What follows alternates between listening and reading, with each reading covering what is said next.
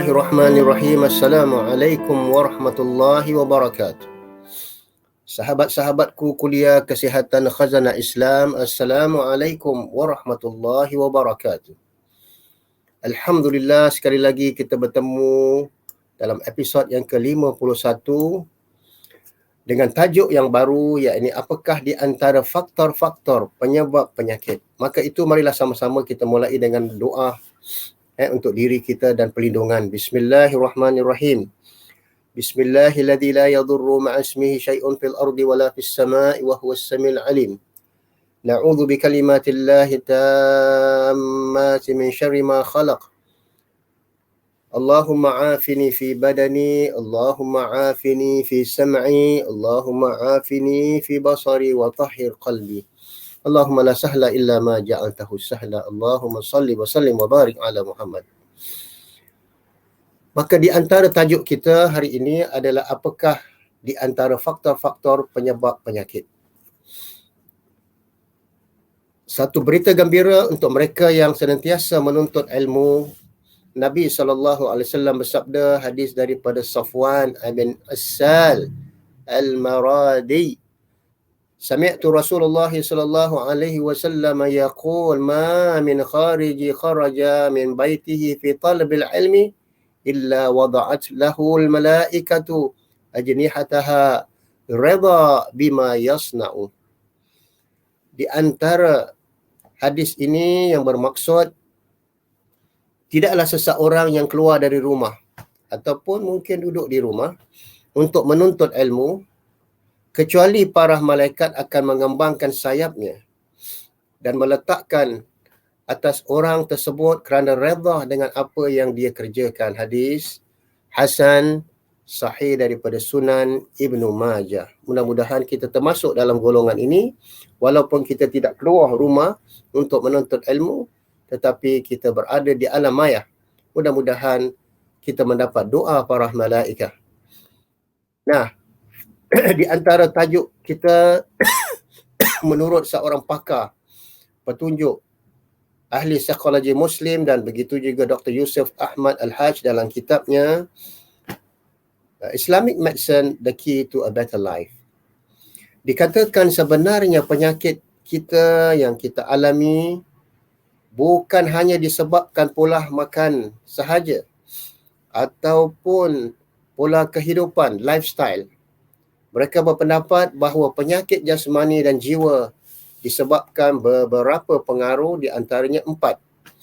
Yang pertama, faktor terbesar adalah masalah spiritual. 50% berkaitan dengan spiritual, kerohanian. Yang kedua, psikologis ataupun emosi atau penyakit jiwa, 25%. Yang ketiga, 15% adalah di antara pengaruh lingkungan sosial seperti keluarga, tekanan pekerjaan ataupun kawan-kawan. Yang keempat, 10% adalah berkaitan dengan fizikal ataupun jasmani kita. Maka seterusnya, sahabat-sahabatku Khazanah Islam, penyakit bukan berpunca segala-galanya dari pemakanan ataupun gaya hidup, tetapi dari mental stress. Kalau kita lihat dalam keadaan pandemik penularan COVID-19 ini selama 2 tahun setengah, banyak yang mengalami mental stress, anxiety, tekanan jiwa, keluh kesah dan sebagainya. Seorang profesor Muslim di Jepun melakukan penyelidikan research yang luar biasa, yang mana dapatan kajiannya bahawa kebanyakan penyakit jasmani adalah disebabkan kerana penyakit rohani jiwa dan stres. Ternyata masalah appendix bukanlah hanya diakibatkan kerana kesalahan pola makanan, tetapi lebih dikuasai kerana stres, jiwa yang tertekan, keluh kesah ataupun anxiety wa iyazbillah min zalik. Faktor yang kedua, penyebab penyakit adalah kerana darah tinggi. Ada yang mengatakan saya sakit ni kerana tekanan darah tinggi. Bukan hanya diakibatkan oleh terlalu banyak mengambil makanan yang masin, tetapi kerana kesalahan dalam mengurus emosi kita, tidak terkawal, cepat marah ataupun sebagainya. Itulah yang menyebabkan tekanan darah tinggi. Yang ketiga, kolesterol yang menimbun, bertumpuk-tumpuk. Bukan hanya akibatkan oleh makanan berlemak, tetapi malas berolahraga yang menyebabkan menimbunnya tertumpuk-tumpuk lemak-lemak berlapis.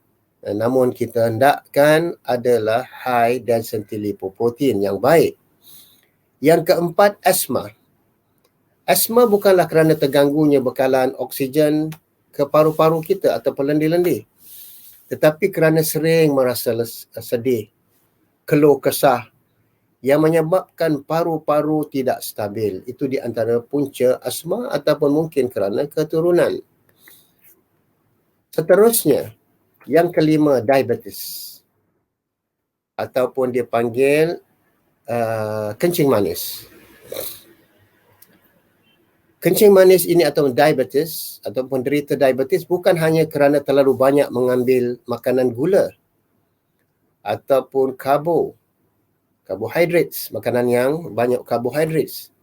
Tetapi sebenarnya punca diabetes ialah sifat ego, keras kepala, tidak mahu mendengar nasihat ataupun tidak mahu kembali kepada ajaran Islam. Yang mana keras kepala yang mengganggu fungsi pankreas kerana kurang dapat ataupun dia panggil pancreas dysfunction. Yang keenam, penyakit liver atau penyakit hati. Bukan kerana kesalahan rutin tidur, tetapi menurut pakar India, bahawa ialah kerana penyakit manusia yang berkaitan dengan kejiwaan, sifat su'uzon, banyak buruk sangka kepada orang, penyakit hasad dengki kepada orang lain, justru itulah yang merosakkan hati kita. Wa iyazbillah min zalik. Semoga Allah memelihara kita. Dan yang ketujuh, penyakit jantung. Ini adalah silent killer. Bukan hanya diakibatkan kerana arteri tersumbat, saluran darah, aliran darah tersumbat ke jantung, tetapi yang mana di antara punca kerohaniannya adalah kerana jarang-jarang bersedekah ataupun zakat ataupun infak, yang membuatkan jantung kita kurang merasa ketenangan sehingga degupan jantung tidak stabil. Sesuai dengan firman Allah Subhanahu wa taala di dalam surah Taubah ayat 103, A'udzu billahi minasyaitonir rajim. Khudh min amwalihim sadaqatan tutahhiruhum wa tuzakkihim biha wa salli alaihim inna salataka sakanun lahum wallahu samiun alim. Yang bermaksud, ambillah dari sebahagian harta mereka wahai Muhammad sebagai zakat, sebagai infak, sebagai sedekah, supaya dapat membersihkan mereka dan mensucikan mereka. Wa salli alaihim, doakanlah mereka. Kerana doa kamu ini wahai Muhammad boleh memberi ketenangan jiwa kepada mereka, dan Allah adalah sangat maha pendengar lagi maha mengetahui. Jadi itulah sebenarnya punca penyakit jantung dan serangan jantung. Maka antara lain faktor-faktor penyebab penyakit adalah kerana masalah yang lain. Yang dikatakan tadi 50% masalah spiritual, the bankruptcy of spiritual, gersang kerohaniannya. 25% adalah masalah psikologi, masalah kejiwaan, anxiety. 15% ialah masalah sosial orang-orang yang mengelilinginya, yang berdamping dengannya, yang menyebabkan dia stres. 10% ialah fizikal, kerana masalah pemakanan mungkin, ataupun gaya hidup ataupun pola hidup. Maka benarlah apa firman Allah Subhanahu wa taala dalam surah Asy-Syura ayat 42 yang bermaksud, maka apa sahaja musibah yang menimpa kamu maka adalah disebabkan oleh perbuatan tangan kamu sendiri, ialah usaha kerana perbuatan kamu, dan Allah memaafkan sebahagian besar dari kesalahan-kesalahan kamu, dan kamu tidak akan melepaskan diri dari azab Allah di muka bumi ini, dan kamu tidak memperolehi seorang pelindung dan tidak pula penolong selain Allah Subhanahu wa taala. Surah Asy-Syu'ara ayat 42. Seterusnya, di antara punca penyebab penyakit adalah kerana kita ingin selalu sihat, memperbaiki fizikal kita, fikiran kita, terutama hati kita daripada segala macam penyakit hati. Di antaranya punca penyakit ialah hasad, dengki, iri hati, buruk sangka, dengki. Yang kedua ialah kerana perasaan dendam, fitnah, ghibah, gosip terlalu banyak. Begitu juga punca segala faktor penyakit ialah kerana penyakit riak, ujub, ego, arrogant dan sebagainya. Di antara penyakit tekanan jiwa, darah tinggi dan sebagainya ialah kerana perasaan sedih, rundung malang, suka marah, cepat marah dan sebagainya. Yang kelima, punca faktor penyakit adalah sifat takabur, sifat sombong, sifat angkuh, arrogant dan sebagainya. Wa iyazubillah. Ini yang perlu kita perhatikan dari sudut-sudut kejiwaan dan begitu juga sudut kerohanian. Ada faktor mengatakan the bankruptcy of spiritual. Maknanya muflis terhadap spiritualnya. Nah, Imam Ibn Qayyim Al-Jauzi mengatakan dalam kitabnya Tibbun Nabawi, dikatakan al-maradu naw'an, penyakit itu ada dua, maradul qalb wa maradul abdan, penyakit hati ataupun jiwa dan penyakit fizikal, tubuh badan. Adapun penyakit hati dan penyakit jasmani ini, penyakit hati ini ada dua, terbagi kepada dua. Penyakit syubhat, syak wasangka, penyakit syahwat disertai dengan kesesatan. Yang kedua adalah penyakit yang disebut di dalam Al-Quran, surah Baqarah ayat yang ke-10. Fi qulubihim maradun fazadahumullahu marada wa iyazbillah min zalik. Di dalam hati mereka ada penyakit, wa iyazbillah. Maka Allah tambahkan penyakit atas mereka. Inilah di antara penyakit jiwa yang kadang-kala kita terlepas pandang terhadapnya. Maka hendaklah kita cepat-cepat kembali kepada Allah, banyak bermunajat, berdoa, mendirikan salat untuk menghilangkan segala macam penyakit, keluh kesah dan sebagainya. Menurut Profesor Pakar Jiwa, dikatakan beberapa masalah emosi yang membuatkan kita jatuh sakit. Di antaranya cepat marah ataupun suka marah. Dikatakan menurut kajian, orang yang marah selama 10 minit membuatkan sistem imun, sistem kekebalan tubuhnya mengalami resah gelisah selama 6 hingga 7 jam. Yang kedua, sifat dendam, hasad, dengki yang menyimpang kepahitan membuat imun tubuh badan menjadi mati. Maknanya tidak ada kekebalan diri. Dari situlah bermulanya apabila tidak mempunyai kekuatan imun sistem ataupun sistem kekebalan, mulalah segala macam penyakit seperti stres, tekanan jiwa, wa iyazubillah, ataupun tekanan emosi, anxiety, maka darah tinggi dan stroke. Yang ketiga, menurut profesor ini, stres yang berlarutan. Kita lihat akhir zaman ini, lebih-lebih lagi selama 2 tahun setengah musim pandemik, banyak mereka yang mengalami penyakit stres, tekanan jiwa, keluh kesah. Ada yang sampai bunuh diri, ada yang tak tahu apa nak buat. Jadi mereka pergi ke KTV, karaoke dan sebagainya, minum arak, kononnya dapat memberi ketenangan, tapi akhirnya ia tidak menjadi penawar. Yang keempat, mudah khawatir, banyak bimbang, banyak dikatakan kebimbangan, kesedihan membuat kita rentan terhadap sakit badan dan punggung. Inilah di antara Nabi ajarkan kita doa, Allahumma inni a'udzubika minal hammi wal hazan wa na'udzubika minal ajzi wal kasal wa na'udzubika minal jubni wal bakhal na'udzubika min ghalabatid daini wa qahrir rijal. Ya Allah, aku mohon perlindunganmu ya Allah daripada sifat ham, sifat bimbang, keresahan, dan begitu juga huzun, kesedihan. Dan begitu juga aku mohon perlindunganmu ya Allah daripada sifat malas, sifat lemah, sifat bakhil dan pengecut dan sebagainya. Maka di antara penawar yang telah Allah sediakan di hadapan kita adalah membaca Al-Quran, kerana Al-Quran ini merupakan syifa sebagaimana firman Allah di dalam surah Al-Isra ayat 82, A'udzu billahi minasyaitonir rajim wa nunazzilu minal Qur'an ma huwa syifaa'un wa rahmatun lil mu'minin. Dan kami turunkan Al-Quran ini menjadi penawar, syifa dari segala macam penyakit dan rahmat bagi orang-orang yang beriman. Maka untuk mengurangkan stres, keluh kesah dan sebagainya adalah dengan membaca Al-Quran. Mulakanlah setiap hari sekurang-kurangnya di waktu pagi 1-2 lembar, dan waktu maghrib mungkin 3 lembar, dan begitu juga selepas isyak kalau kita dapat membaca 3 ataupun 4 lembar, alhamdulillah.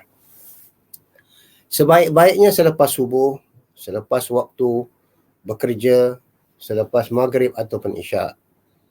Ketahuilah sahabat-sahabatku khazanah Islam, Al-Quran adalah mukjizat yang terbesar. InsyaAllah dengan membaca Al-Quran pasti mampu melunakkan hati kita, memberi ketenangan pada jiwa kita, kerana ini adalah jaminan Allah Subhanahu wa taala, wa nunazzilu minal Quran ma huwa syifaa'un wa rahmatul lil mu'minin. Surah Al-Isra ayat 82. Dan kami turunkan daripada Al-Quran itu suatu apa sahaja yang menjadi penawar dan rahmat bagi orang-orang yang beriman. Syifa, penawar bagi segala macam penyakit zahir dan batin. Rahmat, penawar bagi apa-apa penyakit batin yang sedang manusia alami selama 2 tahun ketika berlakunya penularan pandemik COVID-19. Antaranya adalah penyakit jiwa, penyakit mental stress, ataupun heart diseases, depression, tekanan jiwa, kesedihan, kegelisahan, rundung malang, malas, bakhil, penyakit takut dan sebagainya. Sahabat-sahabatku khazanah Islam, Islam telah memberikan kita jalan keluarnya, penawar yang terbaik selain daripada membaca Al-Quran. Allah Subhanahu wa taala berfirman, "Wasta'inu bis-sabri was-salah wa innaha lakabiratun illa 'alal khashi'in." Dan mintalah pertolongan kepada Allah dengan sabar dan salat, dan sesungguhnya yang demikian itu sungguh berat kecuali bagi orang yang khusyuk dan sanggup melakukannya untuk mencari bagaimana pertolongan daripada Allah untuk keluar daripada segala musibah yang dialami. Seterusnya adalah solat di masjid.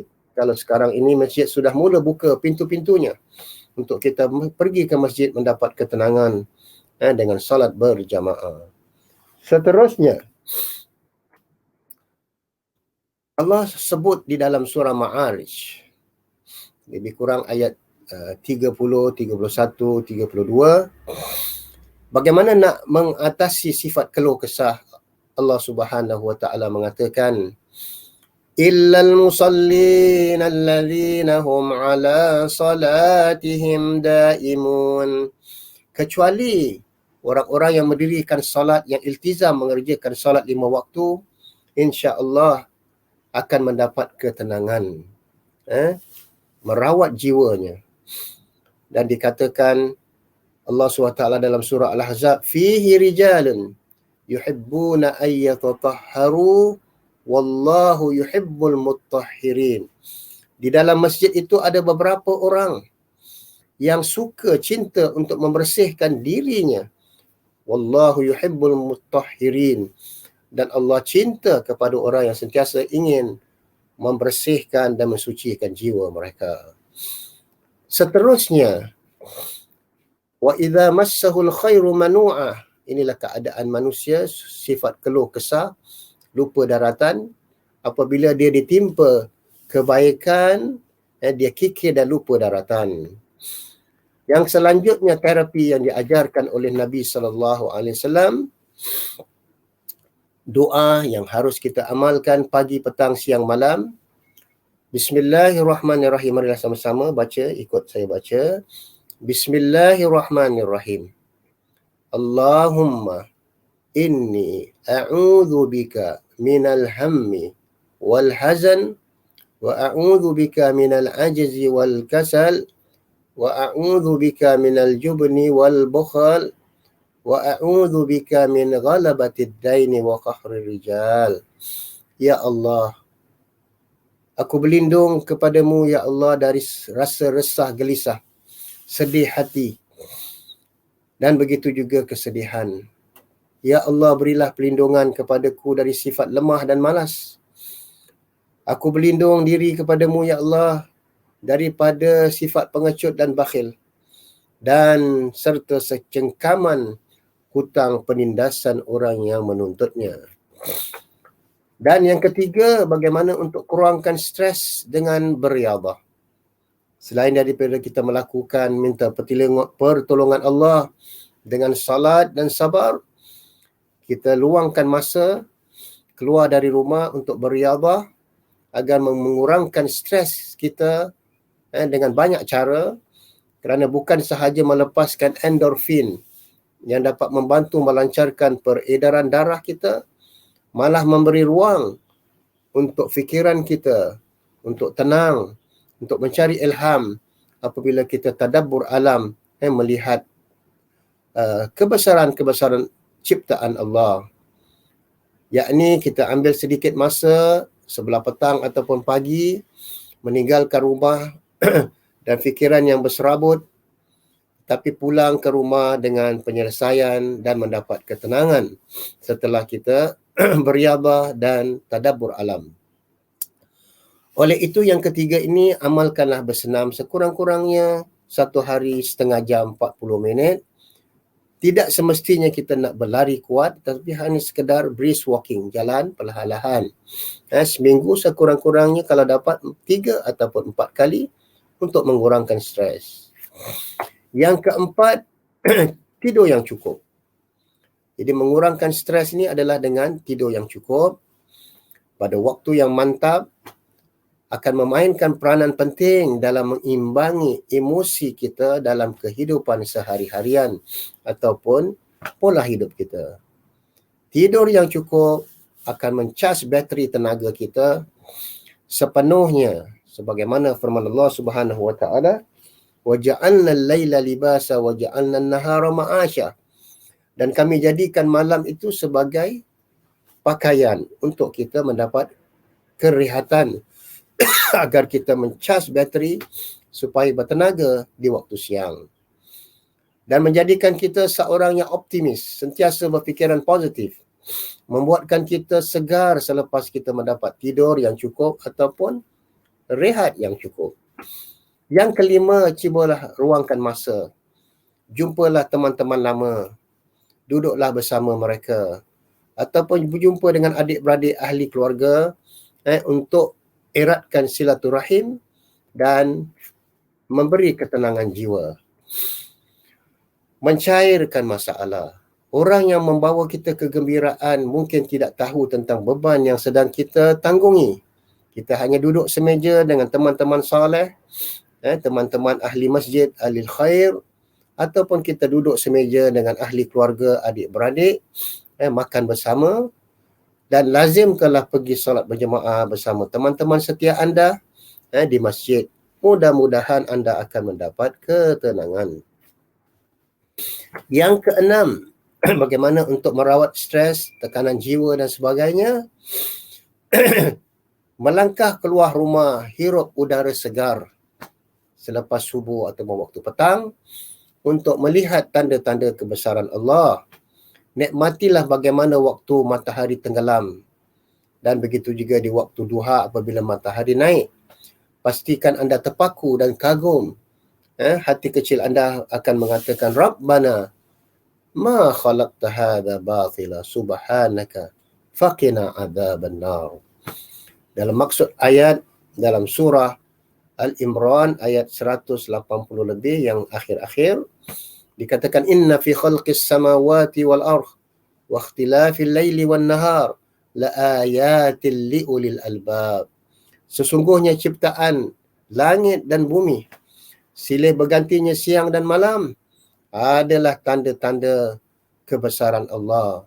Sehingga apabila kita tadabbur alam, melihat kebesaran Allah, hati kecil kita dengan secara spontan ataupun automatik mengatakan, Rabbana ma khalaqta hadha batila subhanaka faqina adzaban nar. Tuhan kami, maha suci Engkau ya Allah.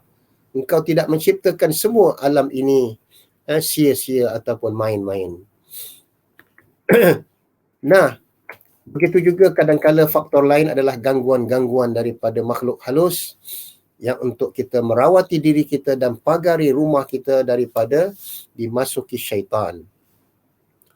Antara 7 perkara yang boleh kita lakukan apabila kita masuk, kita galakkan ahli keluarga kita untuk sentiasa mengamalkan zikir-zikir Allah agar mendapat ketenangan. Ala bi dzikrillahi tatma'innul qulub. Bukankah dengan berzikir kepada Allah memberi ketenangan jiwa? Rumah ahli keluarganya banyak mendirikan salat. Rumah yang tidak dimasuki syaitan ialah rumah ahli keluarga yang sentiasa mendirikan salat dan tilawah Quran berjamaah. Yang ketiga, rumah ahli keluarga yang tidak dimasuki syaitan ialah sentiasa mengamalkan makanan halal dan tayyibah. Bukan hanya halal, bahkan good quality, efficacy, bersih, bervitamin, dan begitu juga makanan itu adalah makanan yang halal yang diberkati oleh Allah. Yang keempat, rumah ahli keluarga yang tidak dimasuki syaitan berbuat baik kepada kedua orang tua. Rumah ahli keluarga yang tidak diganggu oleh syaitan ialah ahli keluarga yang menunaikan amanah-amanah mereka dan janji-janji mereka. Walladzina hum li amanatihim wa ahdihim ra'un. Rumah ahli keluarga yang tidak dimasuki syaitan ialah rumah ahli keluarga yang memenuhi hak dan tanggungjawab. Hak suami terhadap isteri, hak isteri terhadap suami, tanggungjawab suami terhadap isteri dan ahli keluarganya. Dan hari Khamis ataupun hari Jumaat kita mengkhatamkan surah Kahfi. Mudah-mudahan menurut hadis ini kita akan mendapat perlindungan daripada gangguan syaitan. Dan yang ketujuh, kita kena redha dengan apa pun qadar Allah Subhanahu wa taala. Hadis ini Nabi SAW memberi kita berita gembira. Qala Rasulullah sallallahu alaihi wasallam, ma yusibul muslima min nasabin wala wasabin wala hammin wala huznin wala adha wala ghammin hatta syauka yushakuha illa kaffarahu Allah biha min khataya. Tidaklah menimpa seorang muslim daripada kelelahan, penat bekerja, sakit, kekhawatiran ataupun kesedihan, gangguan, duka, nestapa, sehingga duri yang menusuk dirinya tercocok. Semuanya itu ada hikmah. Illa kafarahullah. Allah nak kafarahkan dengannya. Nak kafarahkan dosa-dosanya yang sedang dilakukan ataupun telah dilakukan. Mudah-mudahan kita termasuk dalam golongan ini. Dan inilah yang mana kita sekali lagi mengulanginya. Yang pertama, bagaimana untuk mengurangkan stres adalah dengan mendirikan solat. Minta pertolongan Allah dengan solat dan sabar. Yang kedua, yakni membaca doa ini. Allahumma inni a'udzubika minal hammi wal hazan wa a'udzubika minal ajzi wal kasal wa a'udzubika minal jubni wal bukhl wa a'udzubika min ghalabatid daini wa qahrir rijal. Dan yang ketiga, untuk kurangkan stres, tekanan jiwa adalah dengan beriadah dan berolahraga. Yang keempat, mengurangkan stres adalah rehat yang cukup dan tidur yang cukup. agar ia dapat memberi tenaga kita pada siang hari. Yang kelima, cuba eratkan hubungan silaturahmi dengan ahli keluarga ataupun berjumpa dengan teman-teman setia anda, kawan-kawan lama, duduk semeja, makan, minum kopi, teh ataupun sebagainya. Yang keenam, bersiar-siar, merenung dan tadabbur alam ciptaan Allah agar ia memberi kita ketenangan. Dan yang akhir sekali, amalkanlah 7 perkara ini, mudah-mudahan rumah tangga kita tidak diganggu oleh syaitan. Jadi pemikiran kita sentiasa tenang, kita dapat menghindarkan diri kita daripada penyakit diabetes ataupun tekanan darah tinggi ataupun resah, gelisah, anxiety ataupun sebagainya. Lebih-lebih lagi sepanjang 2 tahun setengah ini ketika penularan COVID-19. Amin. Semoga Allah memelihara dan ahli keluarga kita. Allahumma la ilaha illa antal mannan badi'is samawati wal ardi ya dzal jalali wal ikram. Bismillahilladzi la yadurru ma'a ismihi syai'un fil ardi wala fis sama'i wa huwas samiul alim. Na'udzu bikalimatillahi tammati min syarri ma khalaq. Ya Aziz, Ya Ghaffar, Ya Mutakabbir, Ya Arhamar Rahimin. Ya Muqallibal Qulub, thabbit qulubana ala dini. Ya Allah, ya Tuhan kami, Tuhan yang membolak-balikkan hati manusia. Tetapkanlah hati-hati ini, Ya Allah, agar sentiasa istiqamah dalam perjalanan di bawah lindungan agamamu atau perjalanan agamamu. Amin ya Rabbal Alamin. Subhanakallahumma wa bihamdika asyhadu an la ilaha illa anta astaghfiruka wa atubu ilaik. Wassalamualaikum.